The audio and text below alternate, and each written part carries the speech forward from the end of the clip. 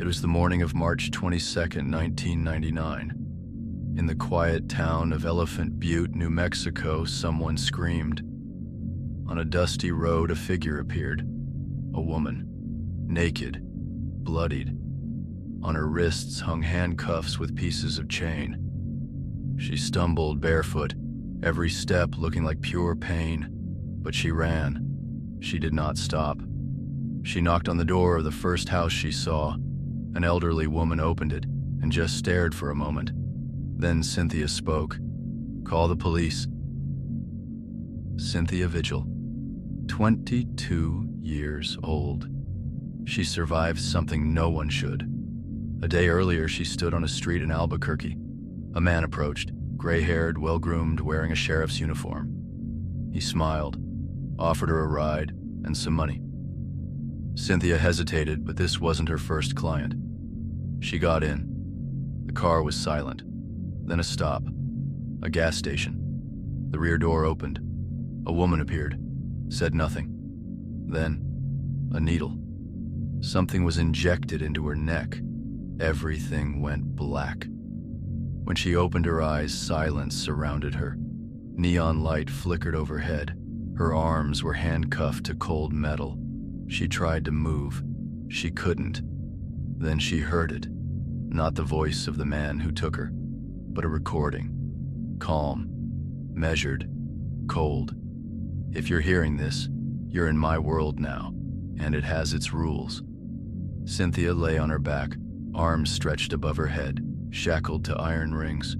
Her head throbbed, the light stung her eyes. The air reeked of must, sweat, and disinfectant. The trailer wasn't lived in. It had been transformed.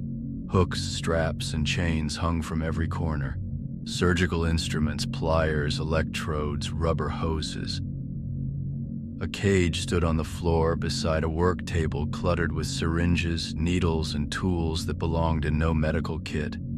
A camera hovered above her. In the corner stood a recorder. Then it began. From a speaker came a man's voice. No panic, no emotion, just routine, rehearsed. If you're hearing this, you're now my property. If you do exactly what I tell you, you might survive. But don't make mistakes, and don't try to escape. He spoke at length, methodically, like someone who had done this many times before. Cynthia felt her sweaty back stick to the metal. She couldn't scream, not because she was gagged, but because she understood something horrifying. This man didn't see her as human. She wasn't alone.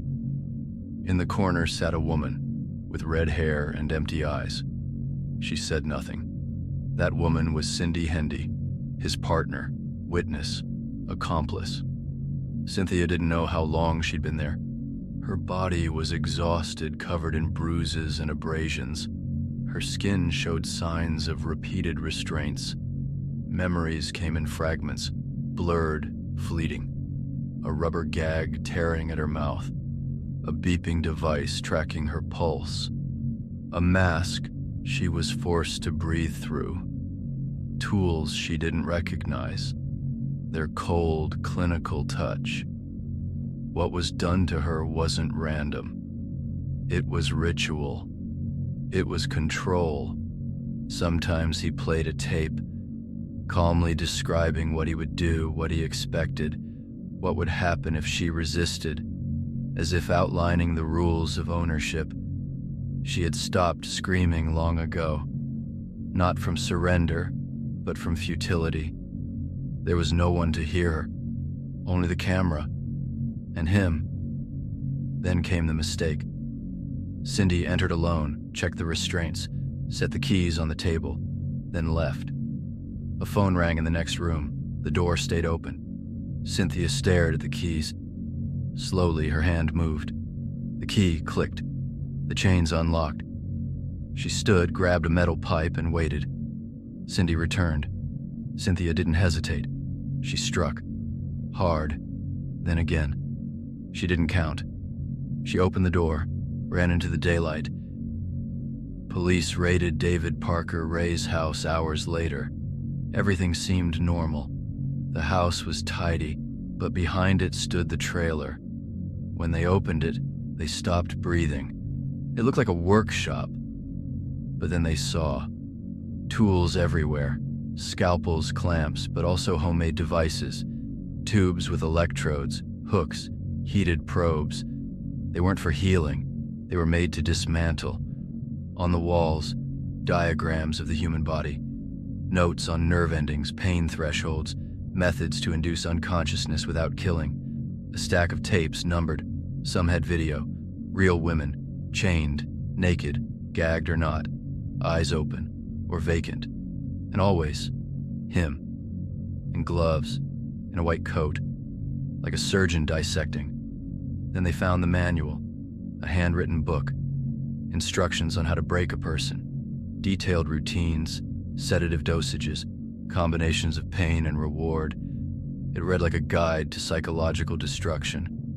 They found an album of photographs, dozens of women, some unconscious, some crying, some hollow. Only a few were ever identified. In a drawer, collars with tags reading property. In the corner, a recorder wired to the table where women were chained, and then the tape Cynthia had heard. If you're listening to this, you were chosen. You belong to me. And if you don't like it, no one will hear you. Investigators later called the trailer the most disturbing place they had ever entered. A place without mercy, only process. As news spread, more women came forward. Some remembered the man's face. One said she'd heard his voice in dreams for years. Most couldn't recall specifics, just fragments, light, cold, a mask. Some were certain they'd been held, but had no memory of when or how. Tests confirmed that Ray used powerful sedatives, dissociative drugs, and hypnosis. The memories weren't gone. They were buried. Investigators noticed something else. Some tapes ended abruptly. Some women were never identified. Some victims may never have survived. No bodies, no bones. Ray was meticulous, too much so. There were rumors of a disposal site or accomplices helping hide the evidence, but nothing was found, and he never spoke. Then came another name, Jessie Ray, his daughter. She had helped lure at least one woman by offering shelter. That woman ended up drugged and in the trailer. Jessie was charged with kidnapping, and with that, the image cracked. This wasn't one man's evil. It was sustained, enabled, a system, a family, a silence. Ray's network wasn't random. It was organized, quiet, long-lasting. He was the center, but not alone. Others had stayed silent while women were destroyed. David Parker Ray was arrested. There was enough evidence to imprison him for life. Testimonies, tapes, photos, journals. Though murder was never proven, the charges included kidnapping and torture. He never served a day. In 2002, shortly after sentencing, he died of a heart attack at 62. Cindy Hendy got 36 years. She blamed him, claimed manipulation. But her role was clear. She helped, she watched, she knew. Cynthia Vigil survived. She escaped. And later, she spoke publicly. Not because she wanted to, but because she had to. Because others couldn't. Because some still don't remember. The trailer was sealed as evidence. It still exists. The table, the chains, the cameras, the tape, the horror, locked away. How many victims were there? How many never remembered?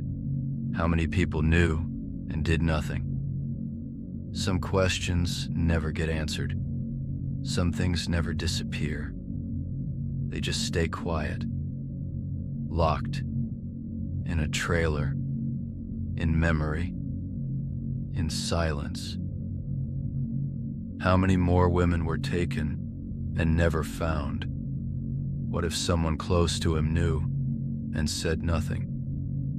And if evil can hide for so long in plain sight, How well do you really know the people around you? Tell us what you think in the comments. And if you want more real-life nightmares, subscribe. That's all for tonight. Stay safe. I'll see you next week.